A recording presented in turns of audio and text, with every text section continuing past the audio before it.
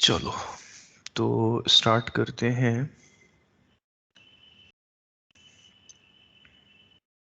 Class देखिए, हम लोग पढ़ने जा रहे हैं आज नॉन कॉम्पिटिटिव।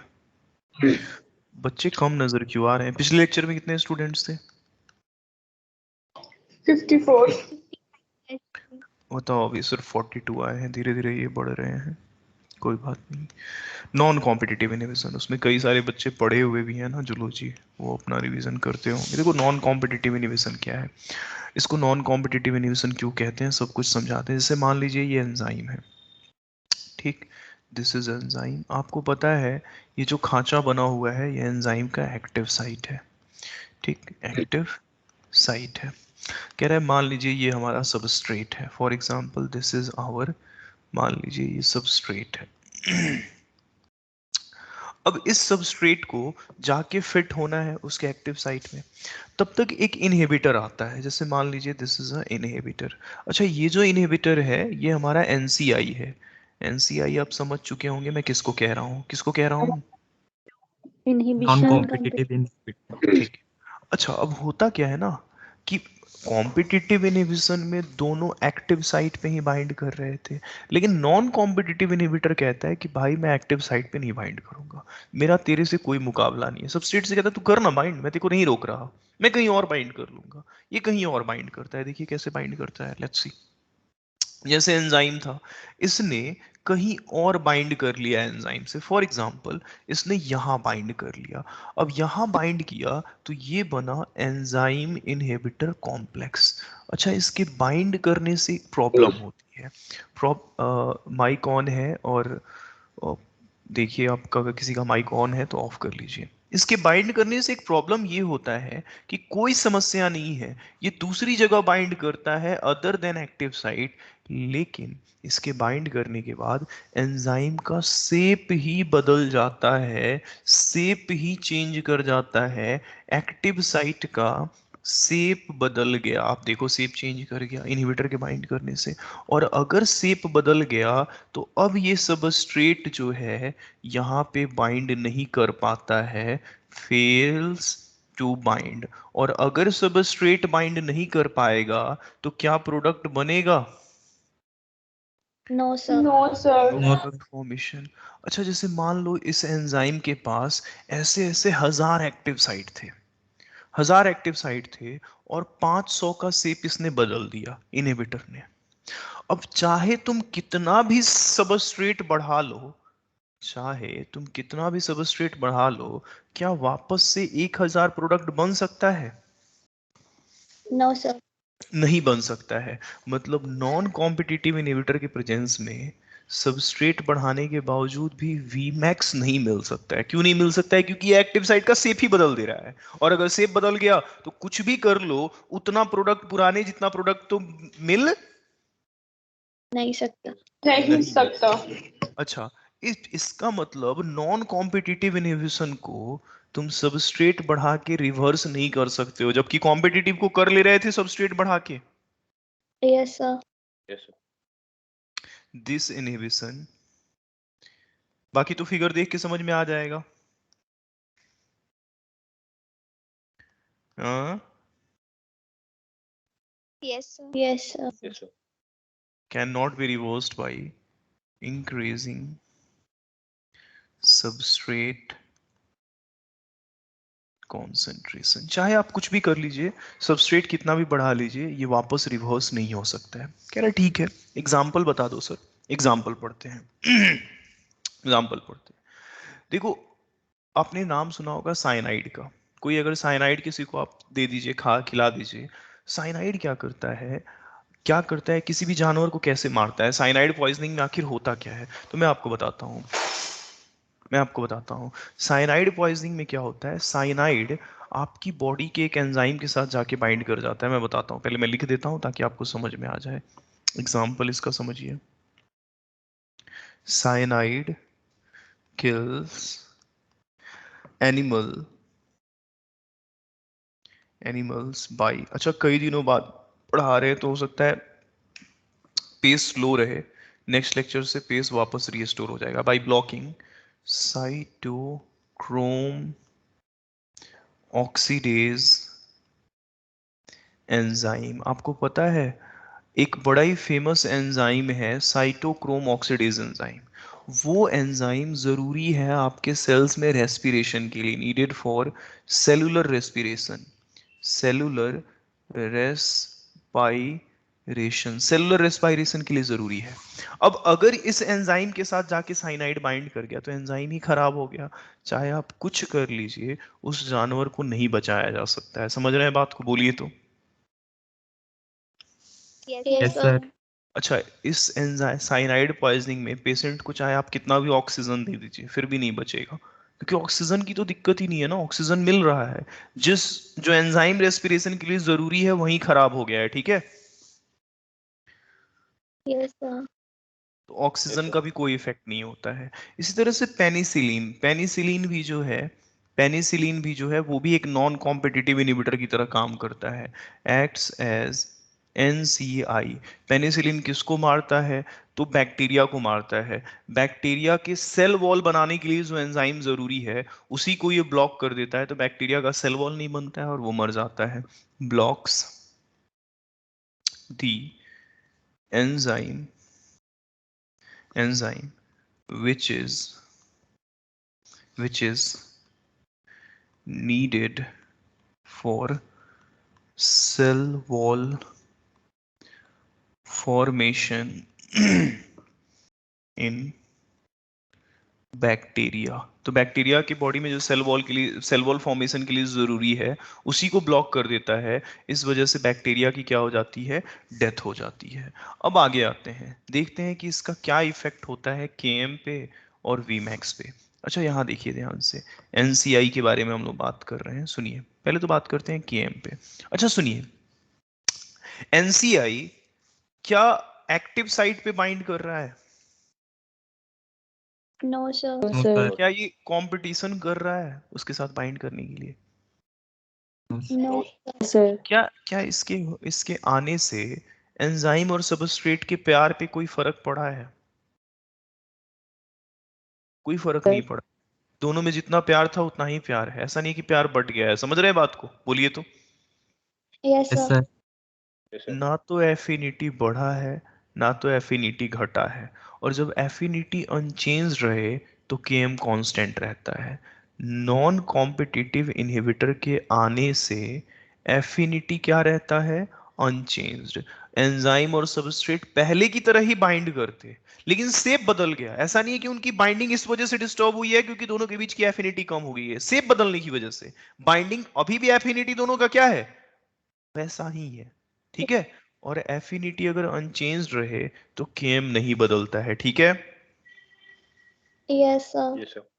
तो पहली पॉइंट, केएम रिमेन्स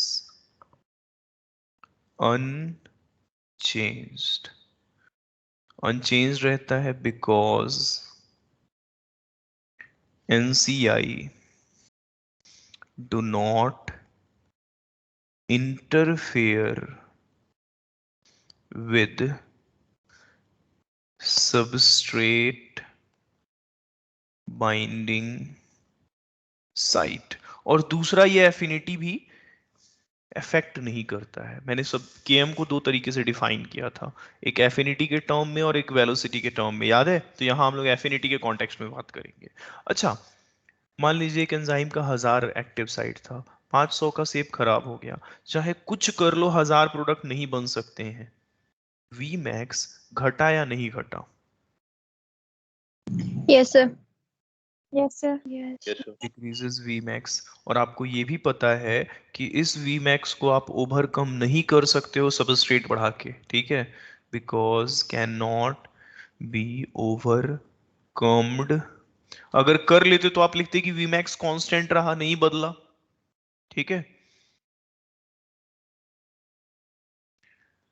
अब आते हैं ग्राफ पे, बाय इंक्रीजिंग सबस्ट्रेट कॉन्सेंट्रेशन। अब आ जाते हैं हम लोग ग्राफ पे। ग्राफ पे देख लेते हैं कि ग्राफ का क्या सीन है। चलिए हम लोग इसका ग्राफ देख लेते हैं। यहाँ देखिए, ये वाई एक्सेस, ये एक्स एक्सेस। हम लोग क्या करते हैं, यहाँ पे ये Vmax दिखाते हैं, यहाँ पे Vmax अपॉन 2 दिखाते हैं, ठीक, यहाँ पे एक ग्राफ मैं बना रहा हूँ, इसमें क्या है, Vmax मिल जा रहा है। तो ये जो ब्लू वाला है विदाउट, ब्लू वाला जो है ये है विदाउट इनहिबिटर। अच्छा, जस्ट इसके नीचे मैं एक दूसरा ग्राफ बनाऊंगा। इसमें क्या होगा कि ग्राफ में Vmax नहीं मिल पाएगा। तो Vmax नहीं मिल पाएगा, दिख रहा है नीचे रह गया है, कभी नहीं मिल पाएगा। तो ये है विद NCI, NCI के प्रेजेंस में। ठीक है, बोलिए तो Vmax नहीं हो पा रहा है। ठीक है। Yes, sir. ठीक, अब आइए, तो ये क्वेश्चन हो गया नॉन कॉम्पिटिटिव इनहिबिटर का। चलिए आपको कुछ और कराते हैं। एम्स ने एक क्वेश्चन पूछा है। क्वेश्चन क्या पूछा है, identify A B and C. Question graph देखिए आपके सामने, मैं एक ग्राफ बनाता हूं। यहाँ पे हम लोग दिखाएंगे सबस्ट्रेट कॉन्सेंट्रेशन, यहाँ पे दिखाएंगे Vmax, यहाँ पे दिखाएंगे Vmax अपॉन 2।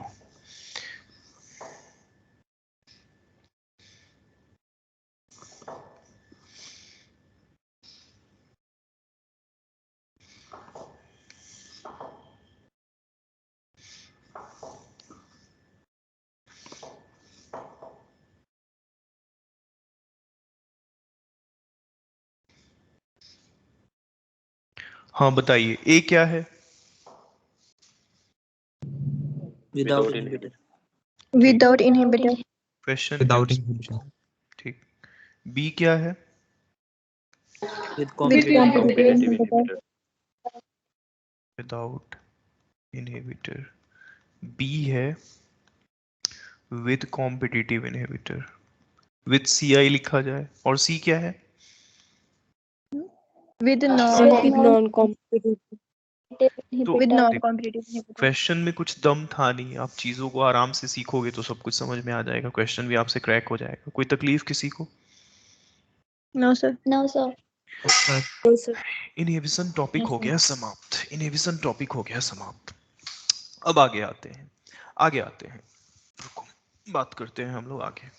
देखो, अब जो हमें पढ़ना है, जैसे मैंने कहा था कि एंजाइम की एक्टिविटी को क्या क्या इफेक्ट करता है, तो मैंने कहा था एनसीईआरटी से आपको 3 फैक्टर पढ़ने हैं। एक फैक्टर पढ़ना है आपको टेम्परेचर, दूसरा पढ़ना है पीएच, और तीसरा पढ़ना था सबस्ट्रेट का कॉन्सेंट्रेशन।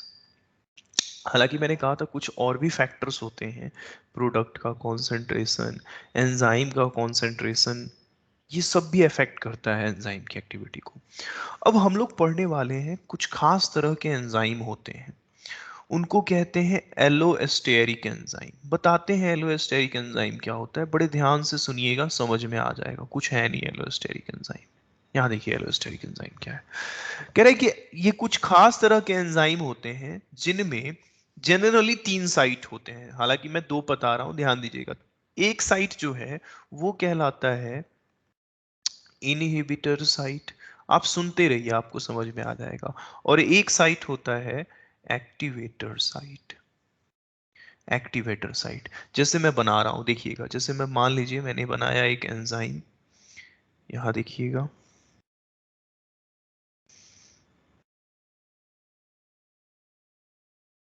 देखिए ये जो साइट आपको दिखाई दे रहा है, this is inhibitor site, this is activator site, और ये जो तीसरा साइट है ये है सबस्ट्रेट साइट। इस पे सबस्ट्रेट बाइंड करता है। अच्छा, अगर मैं बात करूं इस ट्रायंगल की, ध्यान दीजिएगा, अब देखिएगा, एक हमें ट्रायंगल दिखाना है। ट्रायंगल जो है वो किस में फिट होगा आपके हिसाब से? इनहिबिटर में फिट होगा, बोलिए तो। Yes, sir. Yes, sir. Yes, sir. Yes, inhibitor sir. में फिट होगा। ये जो स्क्वायर है ये किस में फिट होगा? Activator. Activator. Activator. Activated site में. ठीक ठीक ठीक, और ये जो इस Substrate. खातिज, प्रोबेबली किसी के बैकग्राउंड में बहुत ज़्यादा नॉइज़ है। जिनके बैकग्राउंड में नॉइज़ है ना, तो प्लीज़ माइक आप लोग ना ही ऑन कीजिए, फिर बहुत दिक्कत होता है, हेडेक होने लगता है।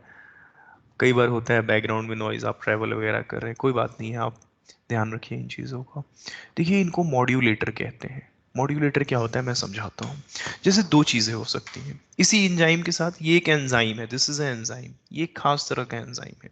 दो कंडीशन क्या हो सकता है, हो सकता है इस एंजाइम पे ध्यान दीजिएगा, दो कंडीशन क्या क्या होगा।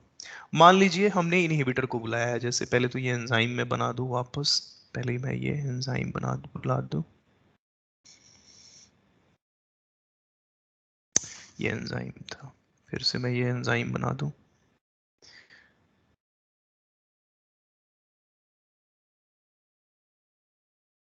ठीक, ये एंजाइम मैंने बना दिया। दो कंडीशन क्या हो सकता है, एक ये हो सकता है कि इनहिबिटर यहाँ पे आके बाइंड कर जाए, इनहिबिटर बाइंड कर जाए, वहां पे एक्टिवेटर ना हो, इनहिबिटर बाइंड करे। इनहिबिटर के बाइंड करने से रिजल्ट ये होगा, रिजल्ट क्या होगा, रिजल्ट ये होगा कि यहाँ पे सबस्ट्रेट बाइंड नहीं कर पाएगा, सबस्ट्रेट बाइंड नहीं कर पाएगा। इनहिबिटर क्या करता है, जैसे ही इनहिबिटर इस पे बाइंड करेगा, एक्टिव साइट जो होगा वो अनफिट हो जाएगा, active site become unfit for, किसके लिए, सबस्ट्रेट के लिए। लेकिन मान लीजिए यहां पे एक्टिवेटर आके बाइंड करे, ए आके बाइंड करे, इनहिबिटर ना हो, ए जब आके बाइंड करेगा तो यहां पे रिजल्ट ये होगा कि एक्टिव साइट खुल जाएगा और आराम से आपका सबस्ट्रेट बाइंड कर जाएगा, यहां पे बाइंड कर जाएगा। Active site, active site fit for substrate. कह रहा है इसका मतलब ये है सर कि ये एंजाइम एक्टिवेटर और इनहिबिटर से रेगुलेट हो रहा है, मॉड्यूलेट हो रहा है। इनहिबिटर है तो सबस्ट्रेट बाइंड नहीं कर पा रहा है, एक्टिवेटर है तो सबस्ट्रेट बाइंड कर जा रहा है। मतलब इसकी एक्टिव साइट इन्हीं दोनों से रेगुलेट हो रही है या नहीं हो रही है? Yes sir. जब दोनों में से कोई एक होना चाहिए, या तो इनहिबिटर या तो एक्टिवेटर। अगर दोनों नहीं है तो सबस्ट्रेट बाइंड नहीं करेगा, ध्यान दीजिएगा, दोनों में से कोई एक होना चाहिए। तो कहते हैं कि एक्टिवेटर और इनहिबिटर इसके मॉड्यूलेटर है। मॉड्यूलेटर है मतलब इसको मॉड्यूलेट करते हैं। एक अगर है तो एक्टिव साइट बंद, एक अगर है तो एक्टिव साइट खुला हुआ है। समझ में आया बात, बोलिए तो। Yes Yes, sir. sir. जैसे आप पढ़ोगे, एक बड़ा ही फेमस एंजाइम होता है, मैं एग्जांपल बताऊं, पढ़ोगे रेस्पिरेशन में तुम इसके बारे में, उसका नाम है फॉस्फोफ्रक्टोकाइनेज। देखो काइनेज ग्रुप का एंजाइम है तो वो फॉस्फेट ट्रांसफर कराता है, ये एंजाइम है। एक्चुअली इस एंजाइम की कहानी ये है कि इसका एक एक्टिवेटर भी होता है और इसका एक, ध्यान दीजिएगा, इनहिबिटर भी होता है। इसका एक्टिवेटर होता है एटीपी, जब इसको, सॉरी, इसका एक्टिवेटर होता है एडीपी। जब इसको एडीपी मिलता है तो यह एंजाइम काम करता है। और जब इसका इनहिबिटर बताएं, इनहिबिटर, इसकी इनहिबिटर की मैं बात करूं तो इसका इनहिबिटर होता है एटीपी। जब एटीपी मिलता है तो ये काम करना बंद कर देता है। मतलब आपने क्या सीखा, एलोस्टेरिक एंजाइम्स जो हैं रेगुलेट होते हैं एक्टिवेटर और इनहिबिटर से। क्लियर है ये बात? Yes sir. Yes, sir. Yes, अब sir. यहाँ देखिएगा, अब यहाँ देखिएगा ध्यान से, कुछ और आपको समझाते हैं। एक बड़ा इंटरेस्टिंग सा टर्म है, बड़ा इंटरेस्टिंग सा टर्म है, मैं आपको बताऊं, उस टर्म का नाम है एलोस्टेरिक मॉड्यूलेशन, या उसी को कहते हैं फीडबैक इनहिबिशन। ये क्या चीज है फीडबैक इनहिबिशन? देखो मैंने कहा था कि एंजाइम की एक्टिविटी तीन चीजों से रेगुलेट होती है, सबस्ट्रेट, पीएच और टेम्परेचर। चौथा फैक्टर मैंने नाम लिया था प्रोडक्ट की कॉन्सेंट्रेशन, उसके बारे में मैंने पढ़ाया नहीं था। जैसे आपको समझाते हैं, जैसे मान लीजिए, एक एग्जांपल से समझिए इसको। जैसे मान लीजिए आपकी बॉडी में ग्लूकोज है, ठीक है। अच्छा, ग्लूकोज का जब ग्लाइकोलिसिस आप कर रहे होते हैं तो पहले ही स्टेप में आपको एटीपी देना पड़ता है और फिर एक एंजाइम देना पड़ता है जिसका नाम है हेक्सोकाइनेज एंजाइम। अच्छा, ये एंजाइम क्या करता है, एटीपी से फॉस्फेट को निकाल के ग्लूकोज पे ट्रांसफर करवाता है और बन जाता है ग्लूकोज 6 फॉस्फेट, याद है? और एटीपी से फॉस्फेट निकाल दोगे तो क्या बन जाता है, एडीपी बन जाता है, पता है ना? Yes sir. बोलिए। अच्छा, आपके पास this are the substrate, this is enzyme, this is product, है ना ये प्रोडक्ट? Yes, sir. अच्छा मान लो कि तुम बहुत ग्लूकोज खा रहे हो, खूब सारा का मैंने कई बार ये एग्जांपल लिया है, खूब सारा तुम ग्लूकोज खा रहे हो, ब्लड में ग्लूकोज बहुत है, एटीपी बन रहा है। अब जितनी जरूरत है उतनी एनर्जी बन गई, जितनी जरूरत थी इस स्टेप से रेस्पिरेशन से एनर्जी बन गई। और फिर भी तुम्हारी बॉडी में ग्लूकोज ज्यादा है। अब ज्यादा है तो ग्लूकोज 6 फॉस्फेट ज्यादा बनेगा। मान लीजिए ये ज्यादा बन गया, मान लीजिए ये ज्यादा बन गया, इट्स हाई कॉन्सेंट्रेशन, मान लीजिए ये ज्यादा बन गया। मैंने कई बार कहा है आपकी बॉडी में डिमांड जितनी ही एनर्जी बनती है, ज्यादा नहीं बनता है। ये नहीं कि आप रॉकेट बन के हवा में उड़ रहे हैं, क्या तो बहुत ज्यादा खा लेंगे तो एनर्जी ज्यादा मिलेगा, ज्यादा खाइएगा तो नींद भी ज्यादा आएगा। तो ज्यादा खा लेने पे एनर्जी, जो आपका रेस्पिरेशन वाला काम है, इस एटीपी बनाने वाला काम है, उसको रोका जाता है। कैसे? तो जैसे ही ग्लूकोज 6 फॉस्फेट अपने जरूरत से ज्यादा बनता है, ये खुद ब खुद इस एंजाइम की एक्टिविटी को इनहिबिट कर देता है। ये खुद ब खुद इस एंजाइम की एक्टिविटी को इनहिबिट कर देता है, इनहिबिट कर देता है। अच्छा, यहाँ पे ये एंजाइम सबस्ट्रेट से रेगुलेट हुआ या प्रोडक्ट के अमाउंट से रेगुलेट हुआ? प्रोडक्ट के अमाउंट से। प्रोडक्ट के अमाउंट से। प्रोडक्ट के अमाउंट से प्रोडक्ट के रेगुलेट। अमाउंट। अब इसी तरह से बताते हैं, एक अमाइनो एसिड है, नाम है थेरियोनिन। थेरियोनिन है, ध्यान रखिएगा, थेरियोनिन अमाइनो एसिड है। थेरियोनिन से इकोलाई की बॉडी में 5 स्टेप के रिएक्शन के बाद बनता है आइसोल्यूसिन। सुनते रहिए, ल्यूसीन, आइसोल्यूसिन, ये भी एक अमाइनो एसिड है। किसकी बॉडी में? तो इन इकोलाई, इन इकोलाई। थेरियोनिन क्या है? सबस्ट्रेट है। अच्छा, इसको बनवाने के लिए एक 5 स्टेप का रिएक्शन चलता है, वो 5 स्टेप आपको दूर दूर तक नहीं पढ़ना है। एक एंजाइम यूज होता है थेरियोनिन डीएमिनेज, बाई 5 स्टेप रिएक्शन, बीच में 5 स्टेप का रिएक्शन चलता है। कह रहा है ठीक है, कह रहा है सर कई बार क्या होता है इकोलाई की बॉडी में ये ज्यादा हो जाता है, आइसोल्यूसिन ज्यादा हो जाता है, इट्स हाई कॉन्सेंट्रेशन। तो ये प्रोडक्ट है, आइसोल्यूसिन जो है ये प्रोडक्ट है, बीच में एंजाइम है। इसका बढ़ा हुआ कॉन्सेंट्रेशन इस एंजाइम की एक्टिविटी को इनहिबिट कर देता है। आपने क्या देखा, एंजाइम्स प्रोडक्ट के कॉन्सेंट्रेशन से भी रेगुलेट हो रहे हैं।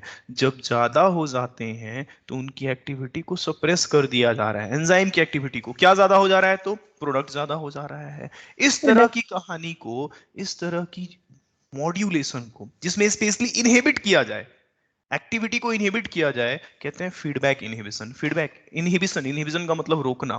क्या कब कब रोका जा रहा है? High concentration of and product, जो एंड प्रोडक्ट है उसका हाई कॉन्सेंट्रेशन इटसेल्फ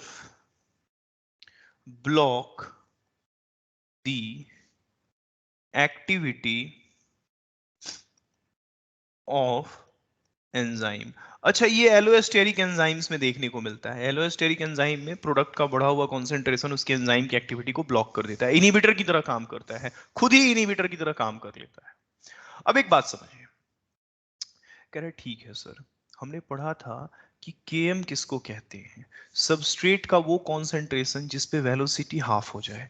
लेकिन यहाँ वेलोसिटी तो प्रोडक्ट से रेगुलेट हो रही है, यहाँ वेलोसिटी सबस्ट्रेट से नहीं रेगुलेट हो रही है। तो जब सबस्ट्रेट से रेगुलेट ही नहीं हो रही है तो ये एंजाइम्स Km वैल्यू शो नहीं करते हैं। याद है मैंने लिखवाया था ये लाइन और कहा था आगे पढ़ाएंगे।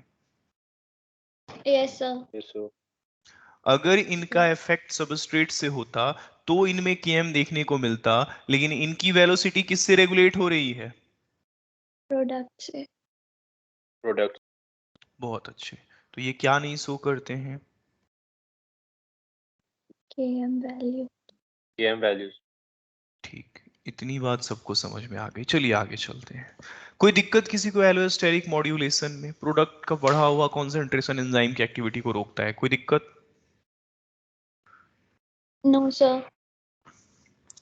आगे आते हैं। देखो कुछ, हाँ बोलिए। देखो, आपने आइसोमर का नाम सुना है? Yes sir.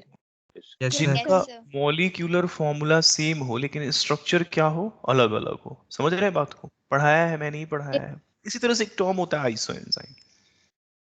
आइसो एंजाइम क्या होता है? जब एक ही एंजाइम के, ध्यान दीजिएगा, मैं आपको समझाता हूं, मैं कुछ लिखता हूं, आप समझ जाओगे।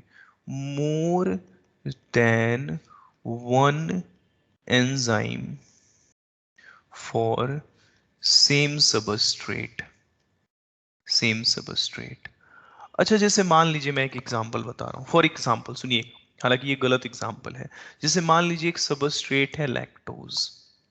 अच्छा, आपको पता है कि लैक्टोज एक सबस्ट्रेट है, इसमें कोई एंजाइम आप डालिएगा E1, तो वो एंजाइम इसको तोड़ देगा। किस में तोड़ देगा जरा बताइए तो? Glucose plus lactose. अच्छा, एक चीज तो आपको पता है कि ये E1 जो है वो लैक्टेज है ना, लैक्टेज। Yes sir. लेकिन लेकिन मान लीजिए लैक्टेज जैसा ही एक दूसरा एंजाइम वो भी इसको करवा दे, E2 भी इस रिएक्शन को प्रोसीड करवा दे, मान लीजिए E3 भी इस रिएक्शन को प्रोसीड करा दे, मान लीजिए कोई E4 है वो भी इस रिएक्शन को प्रोसीड करा दे, तो आप देख रहे हैं एक सिंगल सबस्ट्रेट लैक्टोज को चार अलग अलग आपकी एंजाइम। आवाज नहीं आ रही है। कितने लोगों को आवाज नहीं आ रही है मेरी? सर आ रही है। आ रही है सर। किसी और को कोई सर दिक्कत? आ रही है। आ रही है। सर आ रही है तो आपके एंड से तो प्रॉब्लम है। आवाज। अंजिता, अंजिता आपको दिक्कत आ रही है आवाज में? Yes sir. एक बार रीज्वाइन कर लीजिए, क्योंकि बाकी 50 बच्चों को तो मतलब 49 48 स्टूडेंट्स को सुनाई दे रहा है, तो मेरे एंड से प्रॉब्लम नहीं है। ओके। हम्म? हम्म। अब मैंने क्या कहा, इस सिंगल सबस्ट्रेट के लिए एक से ज्यादा एंजाइम्स हैं जो इसको प्रोडक्ट में कन्वर्ट करा दे रहे हैं। अब सारे एंजाइम तो इसी रिएक्शन को करवा रहे हैं, तो ये सब के सब एंजाइम आपस में क्या होंगे, क्या होंगे आपस में? आइसोएंजाइम। कोई तकलीफ किसी को? जैसे एग्जाम्पल जानिए आप, एग्जाम्पल क्या हो गया, एक बड़ा ही फेमस एंजाइम है अल्फा एमाइलेज। ये कहाँ पे पाया जाता है? तो व्हीट इंडोस्पर्म में पाया जाता है। उसके 16 आइसो एंजाइम्स होते हैं। Alpha amylase of wheat Indo sperm has 16, आपने यहाँ 4 देख रहे हैं, उसके 16 आइसो एंजाइम्स होते हैं, 16 आइसो एंजाइम्स। इसी तरह से अगर मैं नेक्स्ट बताऊं तो लैक्टिक एसिड डिहाइड्रोजिनेज एक एंजाइम है, लैक्टिक एसिड डिहाइड्रोजिनेज। इस एंजाइम के 5 आइसो एंजाइम्स हैं, मतलब इसके जैसे 5 और भी एंजाइम्स हैं जो एक ही रिएक्शन को करवाते हैं। अगर मैं नेक्स्ट बताऊं एग्जांपल एंजाइम्स, एल्कोहल डिहाइड्रोजिनेज, जो एल्कोहल से हाइड्रोजन हटाए, एल्कोहल डिहाइड्रोजिनेज, स्पेशली ये एल्डिहाइड में कन्वर्ट करते हैं। इसके 4 आइसो एंजाइम्स होते हैं। 4 पुराने एनसीईआरटी में था, नए एनसीईआरटी में नहीं है, मॉड्यूल में है, क्वेश्चन मिल जाता है। अब ये कहानी सबको समझ में आ गया? बोलिए तो। Yes sir. Yes sir. Yes sir. क्या कह रहे हो? आपने जो ये लैक्टोज वाला जो हाँ, लैक्टोज वाला जो रिएक्शन मैंने बताया वो समझाया है। एक्चुअली जो लैक्टोज सबस्ट्रेट है वो सिर्फ एक ही एंजाइम से टूटता है, लैक्टेज। लैक्टेज का कोई दूसरा आइसो एंजाइम नहीं होता है, मैंने उसको समझाया है क्योंकि वो रिएक्शन आप जानते थे। लैक्टेज का कोई दूसरा आइसो एंजाइम नहीं होता है, ठीक है? अगर होता तो कहलाता कि हाँ वो आइसो एंजाइम है, ठीक? तो मैं लैक्टेज वाले पॉइंट को मिटा ही देता हूं क्योंकि फिर वो आपको परेशान करेगा। चलिए आगे आते हैं। अच्छा, एक चीज समझो, मैं आप लोगों से एक बड़ी सिंपल सा बात पूछ रहा हूँ। जैसे मान लो कि तुमने क्या किया, एक जैसे सॉस वगैरह का बॉटल लेके आते हो, ध्यान दीजिएगा, जैसे सॉस है, ठीक है? अब तुम लोगों को पता है कि इसके ऊपर एक कैप लगा होता है, मान लीजिए ये कैप लगा है, कोई भी XYZ बॉटल है। अच्छा, इस कैप को तुम खोल सकते हो, लेकिन इस कैप को खोलने से पहले तुम्हें पता है कि इस बॉटल में लगा होता है एक सील, ठीक है? इस सील को ब्रेक करते हो तभी कैप ओपन हो पाता है। समझ रहे हो बात को? बोलो तो, ऐसा ही होता है। Yes sir. Yes sir. Yes sir. एक बात बताते हैं, जैसे कोई भी एंजाइम है, इसी तरह से जस्ट जस्ट लाइक दिस, तुम्हें पता है, जैसे मान लो ये कोई एंजाइम है, ठीक? ये कोई एंजाइम है, ये कोई एंजाइम है, जानते हो, दिस इज एक्टिव साइट। ये क्या है? Active site. Site. लेकिन जानते हो इसके एक्टिव साइट पे ना एक सील लगा होता है, एक सील लगा होता है। इसी सील को कहते हैं जाइमोजेन। इस सील के लगे होने से जाइमोजेन को जब आप तोड़ते हो, अगर तुम इसको ब्रेक करते हो तो एंजाइम का एक्टिव साइट, ध्यान दीजिएगा, अभी देखिएगा आपको समझ में आ जाएगा। एंजाइम का एक्टिव साइट एक्सपोज हो गया। अभी एक्टिव साइट क्या है? अनएक्सपोज्ड। अब क्या हो गया जरा बताइए तो? Exposed. एक्सपोज्ड हो गया। अच्छा, दोनों एंजाइम ही हैं, ये एंजाइम अभी इनएक्टिव है, क्या है जरा बताइए तो? Inactive. Inactive. इसी को कहते हैं जाइमोजेन, या इसी को कहते हैं प्रो एंजाइम, ठीक है। और इसको क्या कहते हैं हम लोग? Active enzyme. आपने तो लिख ही दिया है, ठीक है, क्लियर है ये बात सबको? Yes, sir. Yes. जाइमोजेन क्या होते हैं? जाइमोजेन क्या होते हैं? जाइमोजेन या प्रो एंजाइम, किसी भी एंजाइम के बगल में अगर प्रो लगा हुआ है मतलब वो क्या है बोलो तो? किसी भी Inactive. एंजाइम के बगल में अगर प्रो लगा हुआ है मतलब वो क्या है? इनएक्टिव। और क्यों लगा होता है प्रो? क्योंकि जेनरली जब एंजाइम्स बन के निकलते हैं तो उनके एक्टिव साइट के ऊपर एक छोटा सा जाइमोजेन लगा होता है, आप उसको तोड़ के हटाया जाता है। बॉडी में अलग अलग तरीके से एंजाइम्स एक्टिवेट होते हैं। जैसे तुमने सुना होगा कि हमारी बॉडी का जो पेप्सिन एंजाइम है वो पेप्सिनोजेन के फॉर्म में सिक्रीट होता है। नाम में अगर जेन लगा है, या फिर जैसे जैसे मैं समझाता हूँ, सुनो, पहले मेरे को कुछ पॉइंट लिख लेने दो। आर inactive enzyme precursor, इनको तोड़ के are cleaved to form active enzymes। सुनो, किसी भी एंजाइम के नाम के बाद में अगर जेन लगा है या नाम से पहले प्रो लगा है वो एंजाइम इनएक्टिव होता है। जैसे एग्जांपल देखिए, जैसे आपने नाम सुना होगा काइमो ट्रिप्सिनोजेन, जेन लगा हुआ दिखाई दे रहा है। या फिर ट्रिप्सिनोजेन, नाम सुने हैं ट्रिप्सिनोजेन? बोलिए तो। Yes, sir. Yes, sir. और आपने Yes, नाम sir. सुना हो पेप्सिनोजेन। Yes, sir. इन सब, ये सब के सब जो हैं इनएक्टिव हैं, ये सब के सब क्या हैं? जब एक्टिवेट कीजिएगा तो ये बन जाएगा काइमो ट्रिप्सिन। अलग अलग तरीके से एक्टिवेट होते हैं, आप आगे पढ़ोगे। फिर क्या बन जाएगा? ट्रिप्सिन। फिर क्या बन जाएगा? मतलब इनके एक्टिव साइट पे क्या लगा होता है? जाइमोजेन। उसको हटाया जाता है तब जाके वो एक्टिवेट होते हैं। क्लियर है ये बात? जाइमोजेन का मतलब? Yes, sir. Yes, sir. कोई दिक्कत? No, sir. No, sir.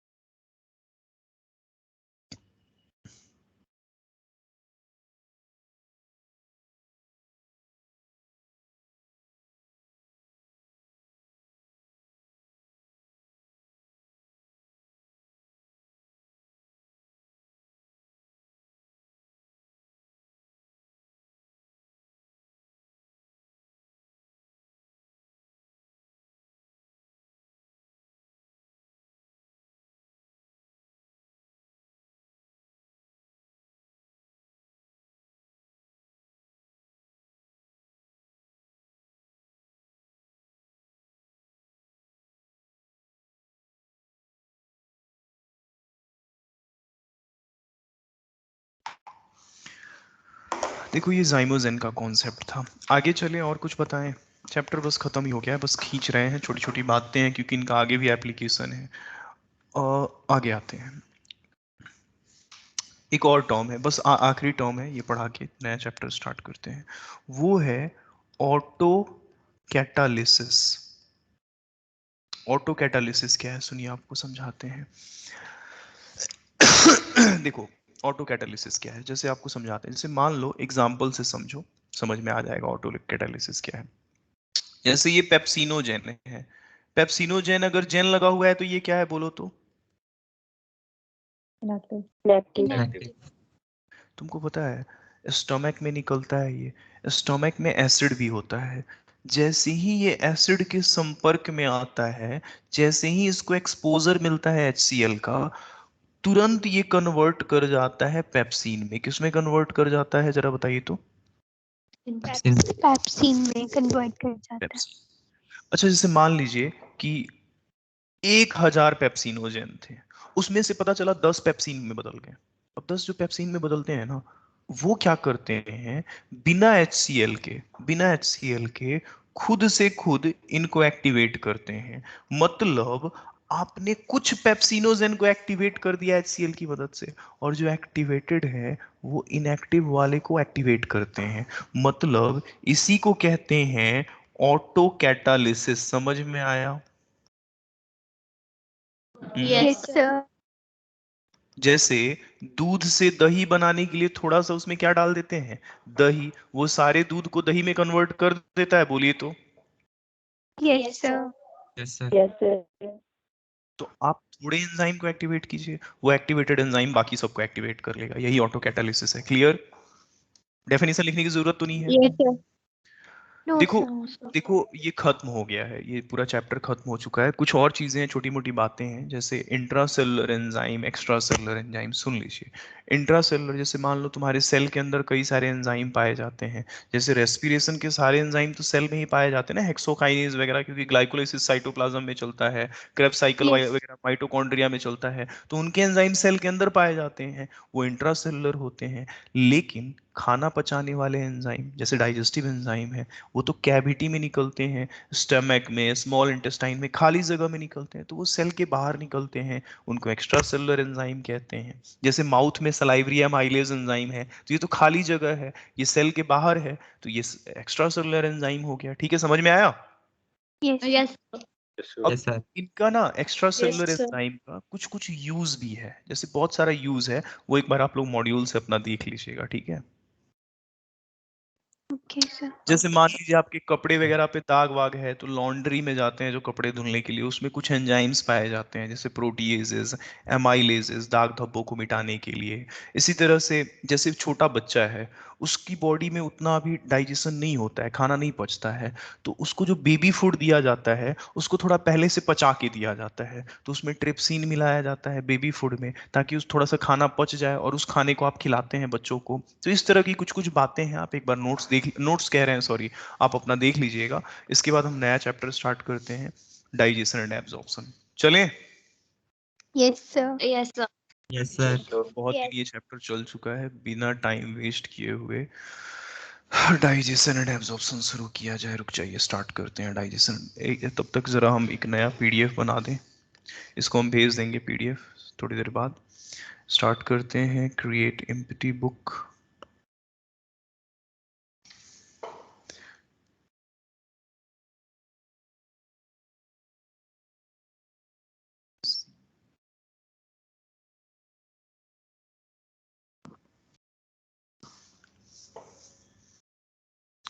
एक मिनट आप लोग रुकिए।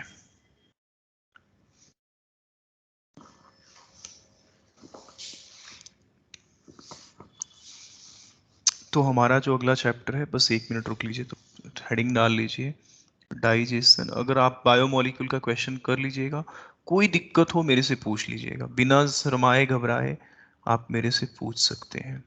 हम लोग पढ़ने जा रहे हैं डाइजेशन।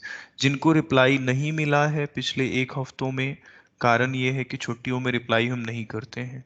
फैमिली टाइम में कहाँ तुम लोगों को पढ़ाते रहे यार, सुबह से शाम तो पढ़ाना ही है, पढ़ पढ़ा के तो ये ज़िंदगी इसी में गुजर जा रही है।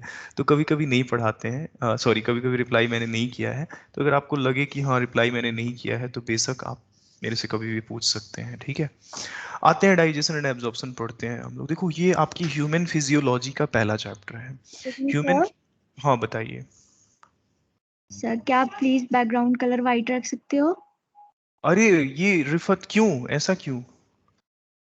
सर पता नहीं क्यों मुझे ना नोट करने में ना दिखता नहीं है सही। अरे ब्लैक तो दुनिया को पसंद है, और ब्लैक आंखों पे स्ट्रेस नहीं देता है। अगर मैं पॉल कराऊं तो अभी 99% 98% बच्चे कहेंगे बैकग्राउंड ब्लैक रखने के लिए। मेरी खुद की आंखों में ड्राई आई का प्रॉब्लम हो गया है। वाइट वाइट बैकग्राउंड पे आंखों पे स्ट्रेस बहुत पड़ता है, कॉन्ट्रास्ट ज्यादा होता है ना वाइट का। देखो मैंने खुद, हाँ वाइट का कॉन्ट्रास्ट बहुत ज्यादा होता है। वाइट का कॉन्ट्रास्ट आंखों पे जोड़ पड़ता है रिफत, आंखें खराब हो जाएंगी 3-3 घंटे। सिर्फ ब्लैक ही ठीक है। हाँ ब्लैक ठीक है, मैं ब्लैक पे ही पढ़ाता हूँ। मेरे को देख के तो पूरे आकाश वालों ने ब्लैक बैकग्राउंड पे पढ़ाना शुरू किया गांधीनगर सेंटर पे। मैं आपको फैक्ट बता रहा हूँ, सारे टीचर जब भी आते थे देखते थे कि मैं ब्लैक बैकग्राउंड पे पढ़ाता हूँ। ब्लैक बैकग्राउंड पे ही पढ़िए रिफत, ये बहुत आपकी आंखों के लिए बेनिफिशियल है। ओके सर, फिर आप साइज इसका बड़ा कर दो ना स्लाइड का। मुझे शायद आप छोटा लिख रहे हो, इस वजह से प्रॉब्लम आ रही है। पता नहीं क्यों पढ़ा नहीं जा रहा है। पढ़ा नहीं जा रहा है? अच्छा ये प्रॉब्लम कितने लोगों को आ रहा है, पढ़ा नहीं जा रहा है वाला प्रॉब्लम? सर मेरी आई साइड थोड़ी वीक है ना तभी। मेरी भी खराब है दूरी खराब, कहाँ दूर वाला खराब है ना नजदीक वाला खराब है? सर नजदीक वाला। अरे तो फिर तो पावर बढ़ गया होगा, इसीलिए नजदीक में दिखाई नहीं दे रहा होगा एक बार पावर चेक कराइए। कोई बात नहीं, मैं बड़ा लिखता हूँ इसमें, अपार्ट फ्रॉम मजाक हो सकता है मैं छोटा ही लिख रहा हूँ। देखो ये हमारे ह्यूमन, देखो अगर मैं बताऊँ आपको, मेडिकल जैसे आप लोग 11th-12th की तैयारी कर रहे हो, तो ये आपकी ह्यूमन फिजियोलॉजी का पहला चैप्टर है। देखो तुम्हें ना ह्यूमन फिजियोलॉजी पढ़नी होती है 11th-12th में, लेकिन जब एमबीबीएस फर्स्ट ईयर में जाओगे तो फिजियोलॉजी के साथ साथ तुम्हें एनाटॉमी भी पढ़नी पड़ेगी। अच्छा इन दोनों में डिफरेंस क्या है? जब भी आप बॉडी के पार्ट्स फंक्शन कैसे करते हैं इनके बारे में पढ़ते हो, कि how your body part functions, जैसे स्टमक, स्टमक का काम क्या है? तो एसिड निकलता है, यहाँ पे कार्बोहाइड्रेट डाइजेस्ट होता है, या फिर मान कार्बोहाइड्रेट नहीं होता है, प्रोटीन डाइजेस्ट होता है। तो this is the functioning of stomach. लेकिन अगर मैं बात करूंगा कि अच्छा स्टमक जे शेप का पाउच होता है, इसमें ये स्पिंचर पाया जाता है, इतने इसमें पार्ट होते हैं, तो जब आप उसकी इंटरनल स्ट्रक्चर की स्टडी करते हो, दैट इज व्हाट क्या कहलाता है बोलिए तो? एनाटॉमी। तो आपको ना एनाटॉमी ज़्यादा नहीं पढ़ना होता है, मतलब किसी भी ऑर्गन का डिटेल्ड एनाटॉमी यहाँ पे आपको नहीं पढ़ना है। वो आप सीखोगे कहाँ पे? मेडिकल कॉलेज में। यहाँ पे आपको, इसीलिए आप लोग कहते हो बार बार अच्छा ह्यूमन फिजियो, मतलब फंक्शनिंग ज़्यादा पूछा जाता है, एनाटॉमी कम पूछा जाता है। अब आते हैं कि डाइजेशन एंड एब्जॉर्प्शन में सबसे जो पहला टर्म हमारे सामने ही आता है कि डाइजेशन है क्या। What is digestion? कहता है सर डाइजेशन क्या है? तो सुनिए, जैसे मान लीजिए कि आपने आलू खाया, फॉर एग्जाम्पल, मैंने कई बार ये एग्जाम्पल दिया है कि मान लीजिए आपने आलू खाया, ठीक है। अब आपने आलू खाया, रुक जाइए, होल्ड ऑन। मान लीजिए आपने आलू खाया, this is your alimentary canal, ठीक, this is your alimentary canal. आप आलू खा रहे हो। अब आलू क्या है, गया आपकी एलिमेंट्री कनाल में। अब आलू को एज सच आप ब्लड में नहीं भेज सकते हो, उसी तरह से एब्जॉर्ब नहीं कर सकते हो, एज आलू के ही फॉर्म में एब्जॉर्ब नहीं कर सकते हो। अब नहीं कर सकते हो तो क्या करना पड़ेगा? उसको तोड़ना पड़ता है। आलू एक कॉम्प्लेक्स फूड है, वो स्टार्च है। आप उसको तब तक तोड़ोगे जब तक कि वो एब्जॉर्बेबल फॉर्म में ना कन्वर्ट हो जाए, तब तक तोड़ेंगे जब तक कि वो ग्लूकोज ना बन जाए, और जैसे ही ग्लूकोज बनेगा, ग्लूकोज एब्जॉर्ब होके ब्लड में चला जाएगा। This is what digestion is. Digestion क्या है? आप कॉम्प्लेक्स फूड को तोड़ते हो इस उम्मीद से कि वो किस में कन्वर्ट हो जाएगा, सिंपल एब्जॉर्बेबल फॉर्म में कन्वर्ट हो जाएगा। क्लियर है ये बात? बोलिए तो। Yes sir. Yes sir. Yes sir. Yes sir. The process of conversion. अब ठीक है रिफत, देखिए तो अब तो बड़ा बड़ा सब लिख रहे पता हैं। नहीं क्यों मुझे नहीं पढ़े जा रहा है, वो साथ में नोट भी कर रही हूँ ना। अच्छा या फिर नोट, वाइट सर बैकग्राउंड की आदत हो हाँ गई हाँ है बोलिए। तो। व्हाइट बैकग्राउंड पे सर कौन आप पढ़ा ग्रे दिया कर दो, आपको? Light grey. है लाइट ग्रे? लिपस्टिक के कलर जैसे जैसा मतलब तो तुम लोग डार्क रंग बता रहे हो, बीवी भाग जाएगी इतना लिपस्टिक का रंग बदलवाओगे तो। पढ़ाई ना है, ऐसे कलर बदलवा रहे हो बताओ। हमेशा सामने वाली की पसंद से चला जाता है। देखो इधर कोई बात नहीं, मैं चेक चेक करता हूँ। तुमको कहाँ प्रॉब्लम होने लगा? प्रॉब्लम तो रिफत को हो रहा था। हाँ, सर ये नंबर वाला। हमें भी लगा है आंखों में। अच्छा, तुम्हारे भी आंखों में नंबर लगा है? ये वाला कलर कह रहे हो? तो सर थोड़ा ज्यादा ही सर हो ये गया तो भाई। बहुत अजीब है। सर नो नहीं है। सर, तो इसमें दिख मतलब रहा ही सर नहीं मतलब है, ब्लैक ये है नहीं। ऐसा। इसको भाई तो देखो, बिल्कुल नहीं दिख रहा है। ब्लैक है हमारा फेवरेट, ब्लैक है फेवरेट हमारा ही नहीं, हमारे मतलब ख्याल रखना होता है। ब्लैक सबका, बहुत लोगों का फेवरेट है, हमारे कुछ करीबियों का भी फेवरेट है, तो ब्लैक नहीं बदलेगा। यस। ठीक है, अच्छा कोई बात नहीं रिफत, मैं समझ रहा हूँ आपकी प्रॉब्लम को। प्रोबेबली वो आई साइट का प्रॉब्लम है। ब्लैक पे मैंने कम से कम पिछले 2 सालों में 16 से 17 बैचेस सर पढ़ा। जब आप रेड हम्म, मार्कर यूज करते हो ना, तब तब ज्यादा होता है ये। कलर बता दीजिए कौन कौन सा यूज करूँ जिसमें आप कंफर्टेबल हो। नो सर, वो आप कोई भी करो, मैंने बस बताया कि जब आप रेड मार्कर से जैसे ही लिखा ना, हाँ हाँ हाँ। मुझे ज्यादा प्रॉब्लम हुई, तभी मैंने बोला था। अच्छा कोई बात नहीं, कोई बात नहीं। चलिए देख लेते हैं अगर ज़्यादा प्रॉब्लम होगी तो, क्योंकि ऐसी प्रॉब्लम पहली बार आ रही है सामने। पहले मैं वाइट पे ही पढ़ाता था, जो फैक्ट मैं बताऊं, पहले मैं वाइट पे पढ़ाता था। फिर मेरी खुद की आंखों पे स्ट्रेस होने लगा। बच्चों जो 4-4 घंटे क्लास अटेंड करते थे, ड्रॉपर वाले तो 3.5-3 घंटे उनका क्लास होता था। ड्रॉपर वाले ही ने ही कहा, ये लास्ट के लास्ट ईयर, मतलब जब कोरोना आया था तब की मैं बात बता रहा हूँ, 2 महीने के बाद ड्रॉपर के बच्चों ने कहा सर कि बैकग्राउंड ब्लैक कर दो। मैंने भी ऑब्जर्व किया कि ब्लैक बैकग्राउंड से आंखों पे स्ट्रेस कम पड़ता है। खैर कोई बात नहीं, देख लेंगे, अगर ज्यादा प्रॉब्लम हुआ तो उसका कुछ सॉल्यूशन निकाला जाएगा। इधर देखिए, कह रहा है सर डाइजेशन होता कैसे है। खाने को 2 तरीके से तोड़ा जाता है। एक तो तुम्हारी एलिमेंट्री कनाल में पेरिस्टाल्टिक मूवमेंट चलता है, जिसमें ऐसे ऐसे ऐसे ऐसे ऐसे बैग जो है घूमता है पूरा, और दूसरा एंजाइम्स की मदद से।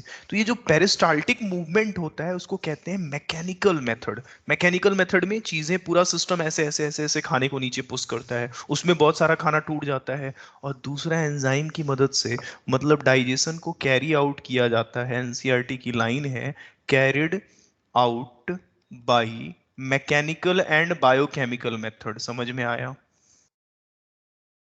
हम्म। Yes yes yes sir. अभी तो यस डिटेल में सर। बात होगी, अभी तो डिटेल में बात होगी, चिंता नहीं कीजिए। Mechanical and biochemical method.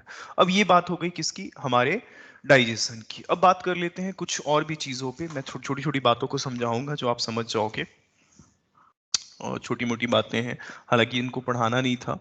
आप जो खाना खाते हो, उस खाने में 2 तरह की चीजें पाई जाती हैं। अगर मैं न्यूट्रिएंट की बात करूं, न्यूट्रिएंट्स इन आवर फूड, हमारे फूड में 2 तरह के न्यूट्रिएंट्स होते हैं। 2 तरह के न्यूट्रिएंट्स कौन कौन से होते हैं, तो ध्यान दीजिएगा। एक होता है जो बड़े बड़े मॉलिक्यूल्स होते हैं, जिनको आप लोग मैक्रो न्यूट्रिएंट कहते हो, और एक होते हैं जो छोटे न्यूट्रिएंट्स होते हैं, उनको हम लोग माइक्रो न्यूट्रिएंट कहते हैं।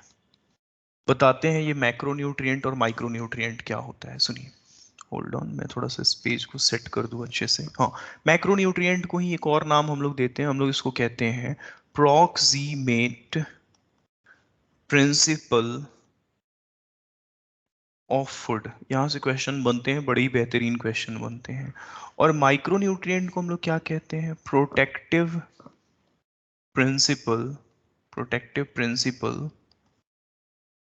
थोड़ा कम्युनिकेशन आज हम कम कर रहे हैं, क्योंकि मेरे को भी थोड़ा रीएडजस्ट होने में टाइम लगता है। आज से ही मैंने क्लास लेना स्टार्ट किया छुट्टियों के बाद। छुट्टियों में समझते हो, मतलब इस बार छुट्टियों में तो मैंने जो पूरा मनी हाइस्ट का 5 सीजन खत्म किया है। उसके बाद स्पेशल ऑप्स कल पूरी रात को देखे हैं बैठ के 1.5। उसके बाद जय भीम देखे हैं। उसके बाद 2-3 और फिल्में देखे हैं। मतलब छुट्टियों में हर रात, पूरी रात को 3-3 4-4 बजे तक फिल्में देखी हैं। पर्सनल लाइफ में भी वक्त देते हैं, बस सिर्फ हाँ हूँ करना होता है वहां पे। तो बावजूद इसके, समझ ही सकते हो, मतलब दुनिया की मोह माया से मुक्त होके कुछ अलग ही दुनिया में जी रहे थे, तो वापस रीस्टोर होने में, रिकवर होने में थोड़ा टाइम लगता है। तो मैक्रो न्यूट्रिएंट और माइक्रो न्यूट्रिएंट का चक्कर क्या है, उस पर बात कर लेते हैं। देखिए अब थोड़ा थोड़ा आज आज मेरे को खुद ही फील हो रहा है कि उस इंथ्यूजियम से मैं नहीं पढ़ा पा रहा हूँ। ऐसा पता चल जाता है मेरे को जब पढ़ा रहे होते हैं, वो फील नहीं आता है अंदर से पढ़ाने का। और ऊपर से क्या, तो आज सुबह से लगातार बैक टू बैक चौथी लेक्चर है। जब मैं आया तो मेरे को पता था कि मेरी लेक्चर नहीं है सुबह में, मॉर्निंग में दोनों लेक्चर्स नहीं थे। आए तो पता चला कि एक नया बैच बना है, उसमें लेक्चर लग चुका है। एक टीचर एब्सेंट थे, उसमें लेक्चर लग चुका है। मैंने कहा यार आज तो किस्मत ही खराब है। तो सुबह सुबह लेक्चर ही लग गए सारे। सुबह से ये फोर्थ लेक्चर है तो थोड़ा सा भी। और धीरे धीरे होता है ना, जैसे जब भी नई गाड़ी खरीदोगे ना तो मैकेनिक कहेगा कि शुरू में इसको ज़्यादा एक्सेलरेट नहीं कीजिएगा, महीने 2 महीने इसको थोड़ा कम स्पीड पे चलाइए, धीरे धीरे इंजन खुलता है। वैसे ही दिमाग होता है, धीरे धीरे खुलता है। ऐसे नींद से उठाया जाए और बोला जाए चलो बुआ तुरंत 2 मिनट में पोयम याद करके बताओ, तुम कहोगे नहीं यार थोड़ा पानी वानी मारने दीजिए आंखों पे। वैसे ही दिमाग होता है।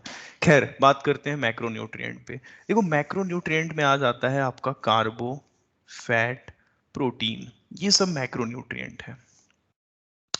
कह रहा है ठीक है सर। अच्छा इनको प्रॉक्सिमेट प्रिंसिपल इसलिए कहते हैं, इनमें से किसी को भी तोड़ोगे ना तो एट द लास्ट तुम्हें एटीपी मिल जाएगी। ये एनर्जी गिविंग फूड मॉलिक्यूल्स हैं, ये आपको एनर्जी भी देते हैं। दे आर इन्वॉल्व, किसी को भी तोड़ोगे तो एनर्जी मिलनी ही मिलनी है। They are involve in energy production. कह रहा है ठीक है, इसमें कौन सी नई बात है। इसमें क्या आते हैं माइक्रोन्यूट्रिएंट में, क्या आते हैं, तो इसमें आ जाते हैं मिनरल्स, इसमें आ जाते हैं वाइटामिन्स, इसमें आ जाते हैं आपके पानी। अब ऐसा है कि ऐसा तो नहीं है कि आपको भूख लगती है, एनर्जी की कमी होती है तो लाओ भाई एक बोतल विटामिन पिएंगे एनर्जी मिलेगा, लाओ भाई एक बोतल जरा मिनरल खाएंगे तब जाके एनर्जी मिलेगा, ऐसा नहीं है। ये विटामिन ये मिनरल आपको एनर्जी देने का काम नहीं करते हैं। चाहे पानी की ही बात कर लो, एनर्जी देने का काम नहीं करता है।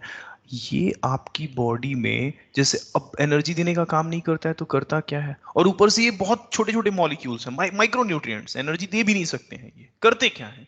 अब कह रहा है अगर अब एनर्जी नहीं देता है तो खाएं ही नहीं भाई, मिनरल नहीं खाएंगे, विटामिन नहीं खाएंगे, नहीं खाइएगा तो आपको बीमारी हो जाएगा, उससे रिलेटेड डेफिशिएंसी डिसऑर्डर हो जाएगा।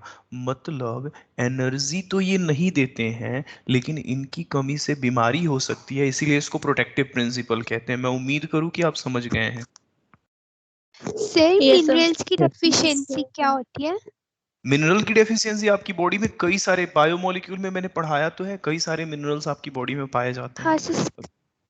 ठीक है, अलग अलग मिनरल्स होते हैं जिनकी कमी अगर हो जाएगी, किसी की बॉडी में अलग अलग एलिमेंट की कमी हो जाती है, कई बार किसी खास तरह के एलिमेंट की, उससे रिलेटेड डेफिशिएंसी डिसऑर्डर हो जाते हैं, फिर कोई पार्टिकुलर प्रोडक्ट नहीं बनेगा उससे जुड़ा हुआ। Okay sir.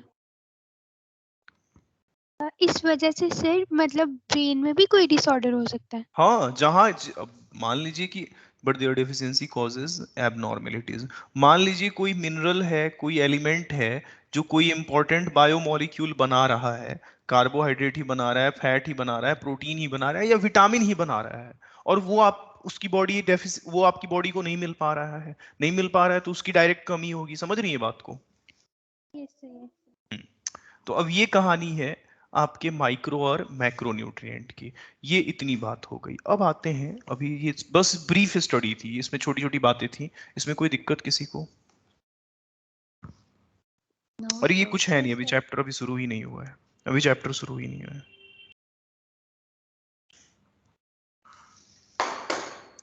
इधर आइए, आगे चलते हैं। अब इस चैप्टर में हमें आखिर पढ़ना क्या है, मैं उसकी जरा बात कर लूँ। इस चैप्टर में हमें क्या पढ़ना है वो आपको बताते हैं। आते हैं, अब वो इंट्रोडक्शन था, आगे आते हैं। रेड कलर नहीं यूज कर रहे हैं क्योंकि कुछ बच्चों को तकलीफ हो रहा है आंखों पे, तो इसलिए पिंक यूज करते हैं। ऐसे भी पिंक लोगों का फेवरेट ही होता है। डाइजेस्टिव सिस्टम, पिंक के लिए कोई नहीं मना करता है। पिंक मूवी भी बहुत अच्छी है, अगर आप लोगों ने देखा होगा तो। डाइजेस्टिव सिस्टम की बात करें तो इसके 2 पार्ट होते हैं। फिल्में नहीं देखी है आप लोग? फिल्में देखिएगा तो फिर कैरियर ही फिल्मी हो जाएगा। समझ रहे हैं बात को? फिल्में नहीं देखनी चाहिए स्टूडेंट लाइफ में, फिल्में आप लोगों के लिए कहीं से भी सजेस्टेड नहीं है। इधर आइए, डाइजेस्टिव सिस्टम, मेरे पास तो कोई काम है नहीं पढ़ाने में। There is nothing special, nothing new. हाँ ये है कि हर साल थोड़ा बहुत मॉडिफिकेशन करते हैं, पढ़ाने का अंदाज सेम रहता है, कंटेंट थोड़ा बहुत इम्प्रोवाइज करते हैं। पढ़ाते पढ़ाते इतने टाइम हो गए, अब नई चीज़ों की ज़रूरत नहीं है, जितना पढ़ना था पढ़ लिया है, जितना करना था कर लिया है। मतलब अब इसमें नया कुछ नहीं होता है। हाँ ये ज़रूर है कि हर साल कंटेंट पे काम करते हैं, लेकिन उसके लिए बहुत ज़्यादा वक्त नहीं चाहिए होता है।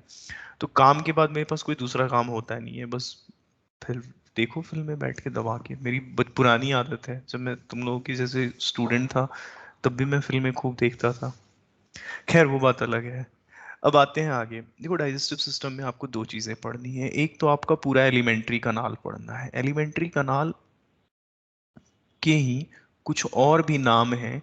इसी को हम लोग जीआईटी भी कहते हैं। जीआईटी बोले तो gastro intestinal tract, gastro intestinal tract, इसी को हम लोग जीआईटी कहते हैं।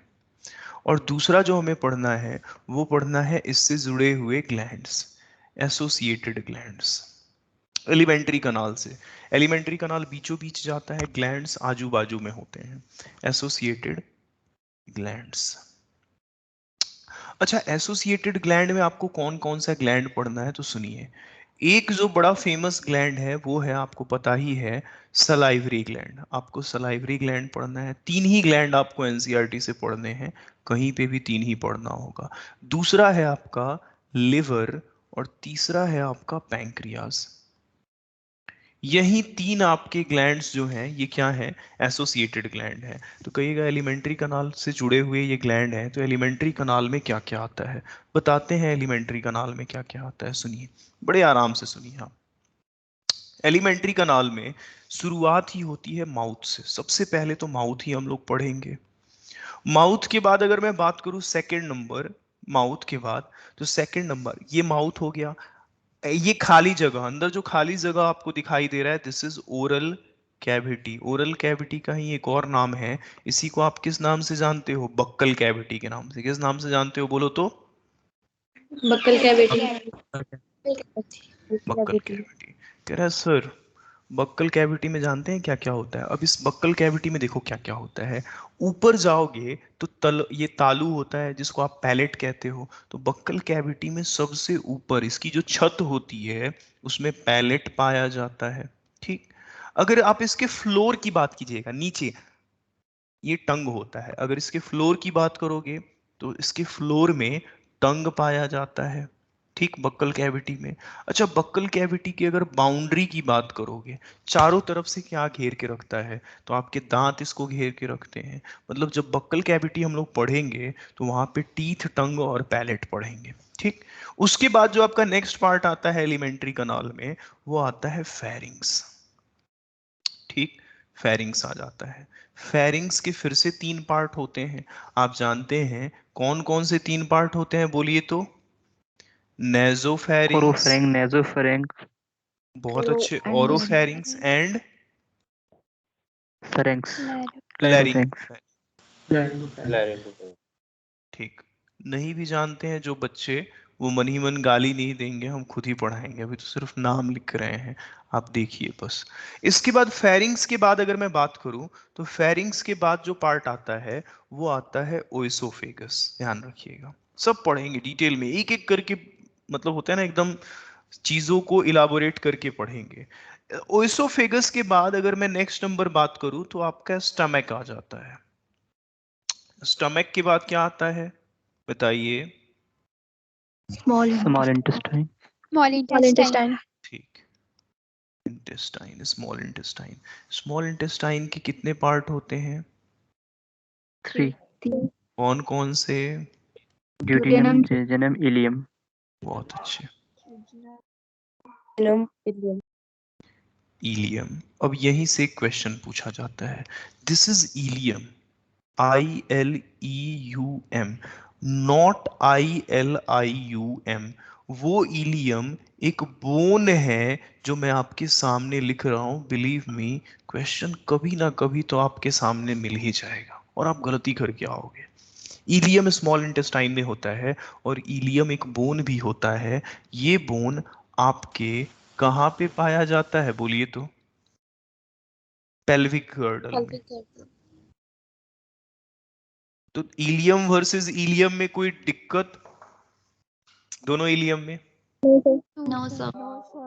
ध्यान रखिएगा, कभी ना कभी आपको यहाँ पे ट्रिक किया जाएगा। इसके बाद जो आखिरी हिस्सा आता है जी नंबर, वो है आपका लार्ज इंटेस्टाइन। और लार्ज इंटेस्टाइन के भी कुछ पार्ट होते हैं। अब उसके जो पार्ट होते हैं उनमें सबसे पहला पार्ट होता है सेइकम, Secum. दूसरा पार्ट होता है Colon. कोलोन, तीसरा पार्ट होता है रेक्टम, Rectum. चौथा पार्ट होता है Anus. एनल कनाल, और इसका आखिरी पार्ट होता है, क्योंकि ये पेज खत्म हो चुका है इसलिए नहीं जा नीचे शिफ्ट नहीं हो पा रहा है, एनस। तो टोटल यही है आपका डाइजेस्टिव सिस्टम। एक एक करके सब कुछ पढ़ेंगे। माउथ से शुरू करेंगे हम लोग, और माउथ से शुरू करके एनस तक खत्म करेंगे। ये पूरा एलिमेंट यहां से लेके एनस तक एलिमेंट्री कनाल हो गया। उसके बाद उसके जो साइड साइड में, जैसे इधर साइड में सलाइवरी ग्लैंड, इधर लीवर, आजू बाजू में जो ग्लैंड हैं उनके बारे में पढ़ेंगे। फिर डाइजेशन कैसे होता है, एब्जॉर्प्शन कैसे होता है, और फिर हमारा चैप्टर खत्म होगा। मतलब ये हमारे चैप्टर का एक ओवरव्यू मिल गया। शुरू किया जाए माउथ से, मतलब एलिमेंट्री कनाल से। Yes sir. Yes sir. Yes sir. ठीक है, तो जरा हम पानी पी लेते हैं, फिर आपको पढ़ाते हैं। तब तक आप लोग भी पानी पी लीजिए। स्टार्ट करेंगे एलिमेंट्री कनाल से, एक एक करके पढ़ना शुरू करेंगे।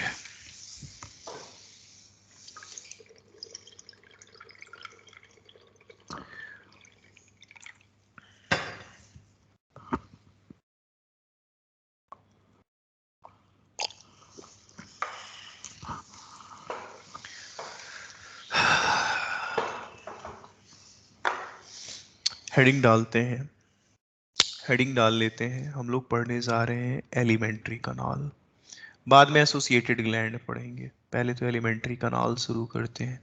This is the very first part of your digestive system, और इसमें भी सबसे पहला नंबर, सबसे पहले पार्ट में आएंगे माउथ। माउथ है क्या? तो कह रहा है, देखो दो टर्म्स हैं। एक टर्म होता है एंटीरियर, एंटीरियर का मतलब होता है ऊपर, पोस्टीरियर का मतलब होता है नीचे। अलग अलग कॉन्टेक्स्ट में यूज होता है। आपकी एलिमेंट्री कनाल का सबसे एंटीरियर ओपनिंग है। अगर एनस की बात करोगे तो सबसे वो नीचे की तरफ होता है, वो सबसे पोस्टीरियर ओपनिंग है। तो mouth is nothing, it is just the anterior most opening. समझ में आ रही है बात? Yes sir. Yes, sir. Anterior most opening, किसकी ओपनिंग? एलिमेंट्री कनाल की। ठीक है, ए कनाल Yes, लिखो sir. चलेगा, ए कनाल लिखो चलेगा। Yes sir. अब एक बड़ी फेमस टर्म है स्पिंचर। स्पिंचर क्या होता है? सुनिए मैं आपको समझाता हूँ स्पिंचर क्या होता है। जैसे यहाँ पे देखिए, जैसे मान लीजिए दिस इज एन ओपनिंग, मान लीजिए ये ओपनिंग है, दिस इज कोई ये ओपनिंग है, ठीक है, ये एक ओपनिंग है मान लीजिए। अच्छा, ये ओपनिंग जो है आपको नजर आ रहा है कि कभी कभी क्या हो जा रहा है, बंद भी हो जा रहा है। मान लीजिए ये ओपनिंग बंद हो गया, यहाँ पे ये ओपनिंग जो है क्लोज हो गया। अब कह रहा है कि सर ये बड़ा इंटरेस्टिंग सा ओपनिंग है, कभी ये खुल जा रहा है, जैसे मान लीजिए ये आप देख रहे हैं, कभी कभी ये ओपनिंग खुल जा रहा है, कभी ये बंद हो जा रहा है, कभी ये खुल जा रहा है, कभी ये बंद हो जा रहा है।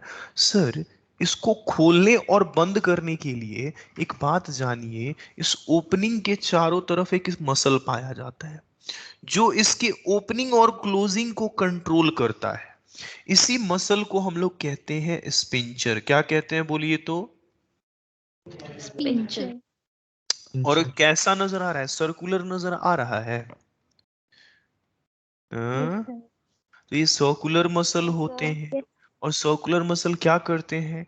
ओपनिंग और क्लोजिंग को कंट्रोल करते हैं। क्लियर? Yes sir. अब कह रहा है ठीक है सर समझ गए।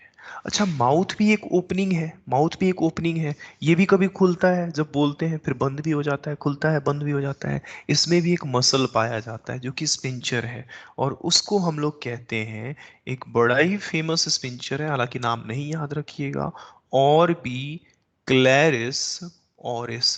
और भी क्लैरिस ऑरिस क्या है? एक स्पिंचर है, एक स्पिंचर मसल है, आपके माउथ में पाया जाता है। ठीक है, और माउथ यस। के ओपनिंग क्लोजिंग को रेगुलेट करता है। ये भी स्पिंचर की तरह ही वर्क करता है। स्पिंचर ही है, बस उसका एक स्पेशल नाम है। कोई दिक्कत? तभी तो मैंने स्पिंचर के एग्जांपल में लिखा है। बोलिए। अच्छा, एक और टर्म है यहीं पे, एक और छोटा सा टर्म है। देखो, ये तुम्हारा लिप्स है, ये लिप्स है। और ये दांत है। देखना गांव में लोग खैनी बनाते हैं आराम से, और इस लिप्स को खींच के यहाँ पे खैनी रखते हैं, जिसको तुम तंबाकू चैम्बर भी कहते हो, टोबैको चैम्बर भी कहते हो। अच्छा, टोबैको चैम्बर जो है उसी की बायोलॉजिकल फील्ड में, मेडिकल फील्ड में एक खास नाम है, उसको वेस्टिब्यूल कहते हो। ये टोबैको चैम्बर है। दांत और लिप्स के बीच का जो गैप है, दांत और लिप्स या फिर चिक्स, ये चिक है और दांत है, उनके बीच में भी खाली जगह है। उसी खाली जगह को हम लोग क्या कहते हैं बोलो तो? वेस्टिब्यूल और tobacco. Vestibule. Is space between lip और gum, is space between lip and teeth और चिक और, अच्छा चिक के बगल में गम होता है, ठीक है। तो ज्यादा परफेक्ट अगर लिखना है तो ये छोटी छोटी बातें आपको ये जानना नहीं था। चलिए, हो गया। हमारी एलिमेंट्री कनाल का जो सेकंड पार्ट है, आ जाइए उस सेकंड पार्ट पे आते हैं। जरा सेकंड पार्ट पढ़ते हैं। आपने जस्ट थोड़ी देर पहले देखा था, सेकंड पार्ट का नाम है ये खाली जगह। माउथ के बाद जैसे ही अंदर एंटर कीजिएगा, वो खाली जगह जो है कैविटी है, और उस कैविटी का नाम भी है ओरल कैविटी या बक्कल कैविटी। ठीक है, कह रहा है सर। अच्छा, इधर देख लीजिए, अगर फिगर देखना चाहते हैं तो फिगर देख लीजिए।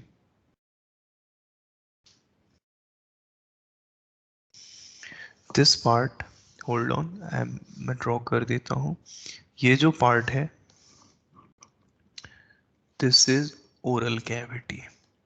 यही ओरल कैविटी है। कह रहा है ओरल कैविटी की अगर सिंपली अगर बात किया जाए तो ये कैविटी है, इज अ कैविटी। अच्छा, आपसे मैं पूछूं, हालांकि आप जानते हो, ओरल कैविटी की छत कौन बनाता है? छत कौन बनाता है? Palatine bone. ठीक ठीक ठीक ठीक। फॉर्म्ड बाई, अभी अभी मैं बता रहा था, ऊपर है तलवा जिसको आप तालू कहते हो। नीचे अगर मैं बाउंड रूफ के बाद अगर मैं इसके फ्लोर की बात करूं, इसका फ्लोर, फ्लोर कौन बनाता है? तो फ्लोर पे जुबान होती है, आपका टंग होता है। टंग।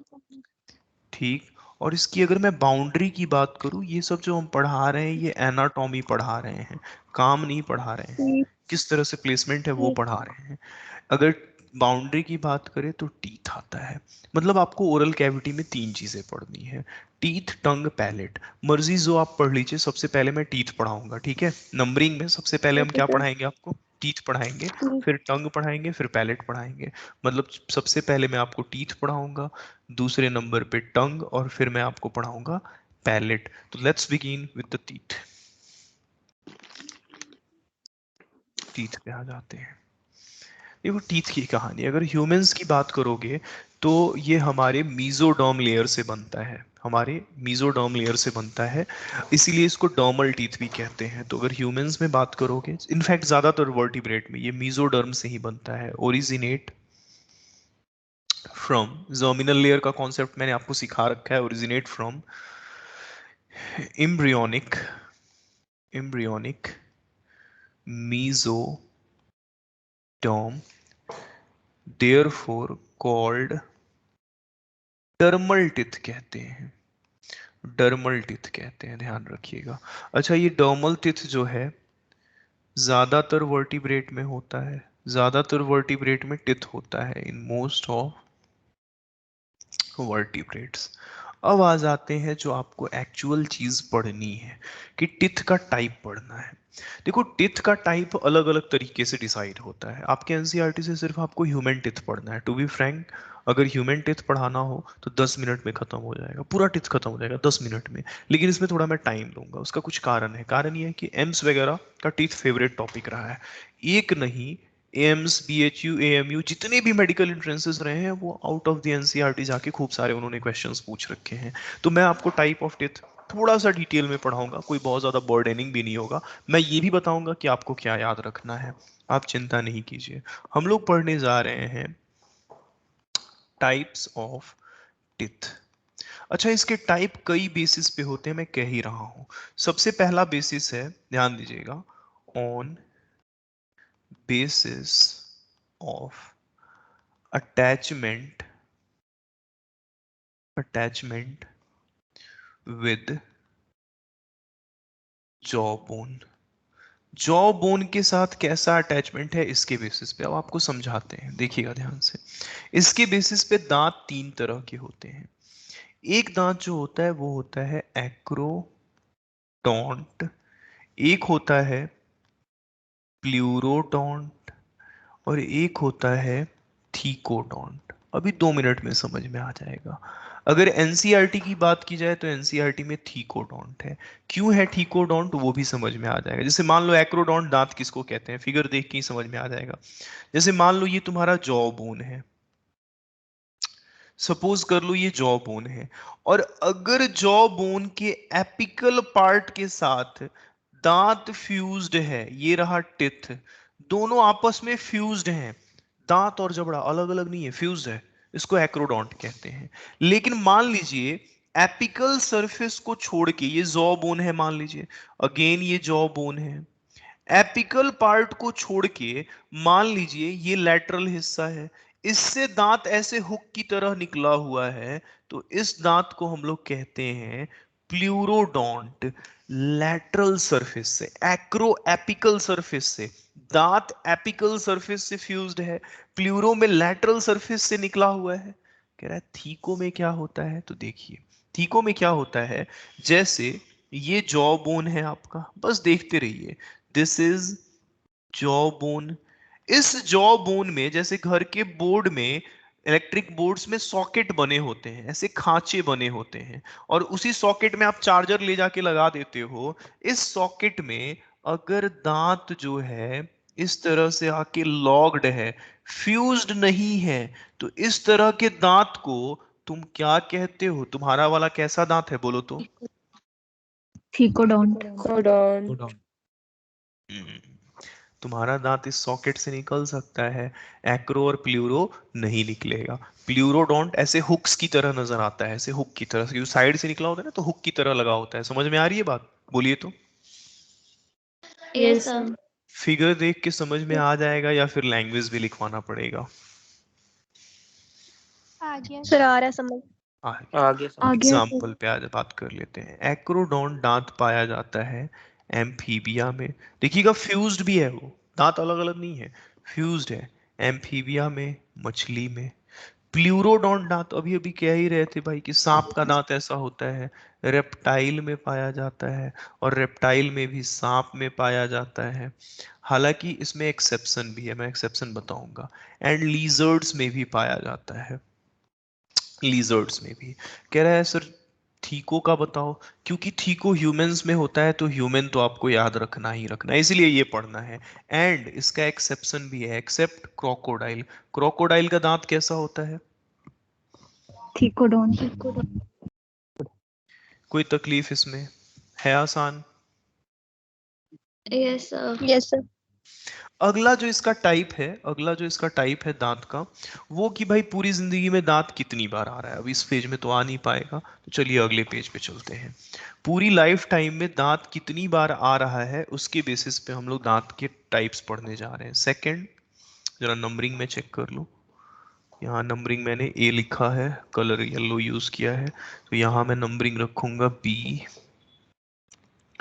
On basis of succession.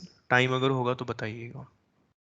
Succession of, अरे जीएमडी 1 2 3 वाले बच्चे हैं मीटिंग में। Yes sir. Yes yes sir. Sir. Yes sir. अच्छा ठीक है, मेरे को लगा कि आप लोग तो जूलॉजी मतलब ऐसे पढ़े रहते हो तो थोड़ा सा बोरियत फील होने लगता है कई बार। मेरे साथ ही ऐसा हो जाए, एक भी बार पढ़ा हुआ चीज अच्छे से पढ़े हुए हैं तो फिर क्या ही दोबारा पढ़ा जाए फालतू का। तो कई बच्चे नहीं भी आ रहे होंगे, मेरे को पता है, वो फिजिक्स केमिस्ट्री में आ रहे होंगे, उससे कोई मेरे को दिक्कत नहीं है। 4 5 वाले क्लास नहीं छोड़िएगा आप लोग, क्योंकि आप लोगों के लिए सब कुछ नया है ना। वो बच्चे बैच मर्जर की वजह से उन बच्चों को ऐसा लग रहा होगा, आपके साथ पता चला आप उनके साथ साथ जोश जोश में आप क्लास छोड़ दे रहे हैं, सब आता है, पता चला कुछ नहीं आता है। तो ये काम नहीं करना है। इधर देखिए, कह रहा है दांत पूरी जिंदगी में कितनी बार आ रहा है, इसके बेसिस पे दांत। सक्सेशन का मतलब होता है कितनी बार झड़ रहा है दांत। आपकी दांत जो है 3 तरह के फिर से होते हैं। कौन कौन से तरह के होते हैं, तो देखिए, एक होता है मोनोफायोलॉजिकल डोंट, ये आपको एनसीईआरटी से पढ़ना है, सारा पढ़ना है। दूसरा है डाइफायोडोंट, और तीसरा है पॉलीफायोडोंट। अच्छा ये बताइए, आपके दांत पूरी जिंदगी में कितनी बार आए हैं? एक बार बचपन में आया था, झड़ गया, फिर दोबारा आया, आया ना? आपकी दांत जिंदगी में कितनी बार आए हैं बताइए तो? 2 बार। 2 बार। ठीक। 2 बार। लेकिन अगर किसी में सिर्फ जिंदगी में एक बार दांत आया, किसी का एक बार दांत आया है, तोड़ दिए, दोबारा बेचारे का दांत ही नहीं आ रहा है, समझ रहे हो बात को? उस जानवर को मोनोफायोडोंट कहते हैं। पूरी जिंदगी में सिर्फ एक सेट दांत का आता है, वन सेट ऑफ टिथ इन, हम बताते हैं, थोड़ा इस पे बड़ा ट्विस्ट है, मेजर ट्विस्ट है। ठीक है, कह रहा है सर अगर दांत 2 बार आया तो इसको डाइफायोडोंट कहेंगे। 2 set of teeth in life time. और कह रहा है सर तोड़ दीजिए फिर आ जाए, तोड़ दीजिए फिर आ जाए, तो उसको क्या कहते हैं?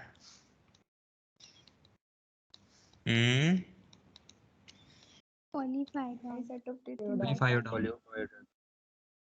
बहुत अच्छे। कह रहा है एग्जाम्पल ना बता दो सर, तो एग्जाम्पल पॉलीफायोडोंट का जानिए। मछली, एम्फीबिया, इन लोगों का दांत पॉलीफायो होता है। फिश, एम्फीबिया, पॉली याद नहीं रखना है, बताते हैं क्या याद रखना है आपको, सब आएगा, चर्चा होगा। रेप्टाइल, मोनोफायोडोंट का एग्जाम्पल जानिए। कुछ ही मैमल्स मोनोफायो होते हैं, कुछ ही मैमल्स मोनोफायो होते हैं, मैं बताता हूं। जैसे छुछुंदर, छुछुंदर को हम लोग मोल कहते हैं, चूहे की प्रजाति है, माउथ पॉइंटेड होता है, माउथ पॉइंटेड होता है छुछुंदर, उसको मोल कहते हैं उसको। कह रहा है डाइफायोडोंट में सर, अच्छा मैं इसमें कुछ और भी एग्जांपल लिख रहा हूँ, मैं बात करूंगा थोड़ा डिटेल में। अच्छा यहाँ देखिए डाइफायोडोंट, दो बार दांत आते हैं, 2 सेट आते हैं दांत। अच्छा 2 सेट जो आते हैं दांत, उनका क्या क्या नाम है? जो पहला सेट आता है उसको मिल्क सेट कहते हैं, Yes, sir. Yes, या फिर उसको मिल्क टीथ कहते हो तुम लोग? अच्छा sir. बचपन में पढ़े होगे कि 2 तरह के जंगल होते हैं, 2 तरह के पेड़, एक जिसके पत्ते झड़ जाएं और एक जिसका पत्ता कभी नहीं झड़े। जिसके पत्ते झड़ जाते हैं उसको डेसिडिवस कहते हो, और जिसके नहीं झड़ते थे उसको सदाबहार, एवरग्रीन कहते थे, याद है? Yes, sir. Yes, sir. अच्छा मिल्क टीथ तो टूट ना जाता है, इसीलिए इसको डेसिडिवस टीथ भी कहते हैं, झड़ जाता है, टूट जाता है। इसी को दूध का दांत भी कहते हैं, लैक्टियल टीथ भी कहते हैं, इसी को बेबी टीथ भी कहते हैं। कोई दिक्कत? No, sir. No. और दूसरी बार जो दांत आता है वो परमानेंट होता है, परमानेंट। कह रहा है ठीक है सर। सर इसका एग्जाम्पल बताइए, मोनोफायो में भी एंड लगा दीजिए, एग्जाम्पल पे आते हैं। कह रहा है एक बात जानते हो, चलो वो चीज समझाते हैं तुम लोगों को आपको एक बड़ा ही इंपॉर्टेंट कॉन्सेप्ट समझाते हैं।